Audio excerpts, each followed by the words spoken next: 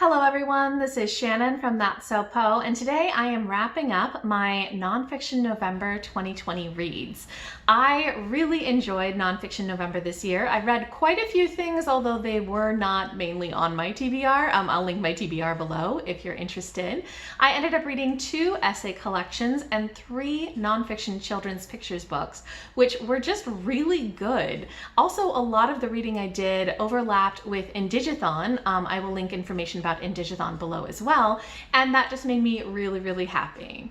So let me talk about the books that I read based on the prompts for Nonfiction November, starting with Buzz. Buzz is the only one where I actually read the book that was on my TBR, which was We Were 8 Years in Power by Ta-Nehisi. And I think the reason why I got through this is because I buddy read it with Reija at the book Finch, who I will link below. It was just so helpful to have a buddy, especially because this was a sort of heavy read, and we read it during election week, which was a good thing in that it really was buzzy, but also a very tough thing to do. This is basically a collection of essays that Coates wrote during the 8 years of the Obama administration, and sort of looking at some of the issues that are facing the Black community in the US. And there's especially an epilogue at the end kind of talking about Trump's election and what that means and how that relates to the way that a lot of Black people are treated in the US. And so definitely really timely and a very good essay collection, especially in terms of introducing you to a lot of those issues, although it doesn't necessarily go in depth on any of the specific topics as much as I'd like, but I still thought it was pretty good. The next prompt is Time, and a book that I finished that fits this is Sharuko by Monica Brown, illustrated by Elisa Chavarri. This is a children's nonfiction picture book about a very famous archaeologist, Julio Citeo, who was a Peruvian Quechua, so indigenous researcher. He was somebody who was into medicine and biology and archaeology, and he looked into a lot of the history in Peru, did a lot of archaeological digs, and found a ton of information about the many different cultures that existed for such a long time in Peru, vastly before the Inca, many civilizations longer ago than that. And he really kind of brought to light all of this history, whereas a lot of the sort of more European influenced researchers had thought, oh, there was no history here before the Europeans came. So it was a really interesting biography, just learning all about his life and what he discovered. The next prompt is Movement, and a book that I finished that fits this is We Are Water Protectors by Carole Lindstrom, illustrated by Michaela Goade. This is a really gorgeously illustrated book that talks about the importance of water, both in terms of as a resource, but also in terms of heritage and beliefs for many indigenous communities in the US, and also the importance of protecting that when you have things like oil pipelines being built.